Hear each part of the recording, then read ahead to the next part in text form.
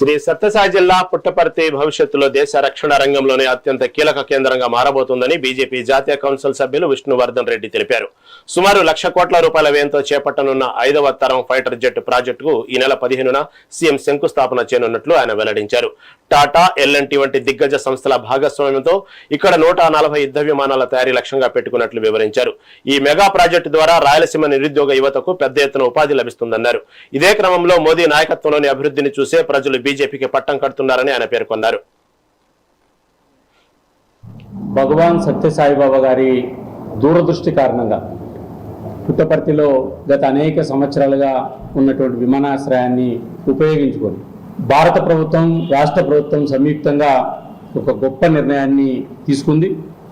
ఇందులో భాగంగా pilot jet తయారీ కేంద్రాన్ని, భూమి పూజ కార్యక్రమాన్ని ఈ నెల 15వ తేదీన పుట్టపర్తిలో జరుగుతుంది.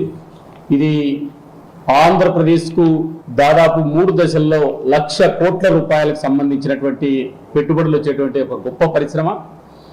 దీన్ని దేశంలోనే ఆంధ్రప్రదేశ్లో వెనుకబడిన రాయలసీమలో పుట్టపర్తిలో ఈ యొక్క కేంద్రానికి మంజూరు చేసినటువంటి భారత ప్రధానమంత్రి నరేంద్ర మోడీ గారికి, రక్షణ శాఖ మంత్రి రాజ్నాథ్ సింగ్ గారికి, ఆంధ్రప్రదేశ్ ముఖ్యమంత్రి నారా చంద్రబాబు నాయుడు గారికి రాయలసీమ ప్రజల తరఫున మనస్ఫూర్తిగా ధన్యవాదాలు తెలియజేస్తున్నాం.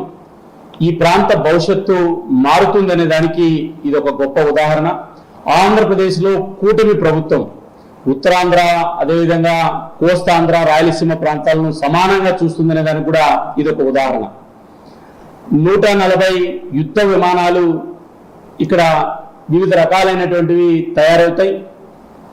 డిఆర్డిఓ సంయుక్తంగా ఈ యొక్క రీసెర్చ్ కేంద్రం ఇక్కడ టెస్టింగ్ నియంత్రణను బెంగళూరుతో అనుసంధానం చేసుకొని ఈ యొక్క తయారీ కేంద్రంలో ప్రారంభమవుతాయి. 3 దశల్లో ఈ యొక్క తయారీ కేంద్రం యొక్క పనులు ప్రారంభమవుతాయి. మొదటి దశలో 15,000 కోట్ల రూపాయలతో, ఎగ్జాక్ట్గా 15,803 కోట్ల రూపాయలతోటి 7 కంపెనీలతో సంయుక్తంగా జాయింట్ వెంచర్గా డిఆర్డిఓ నేతృత్వంలో ఈ యొక్క సంస్థ ప్రారంభమవుతుంది.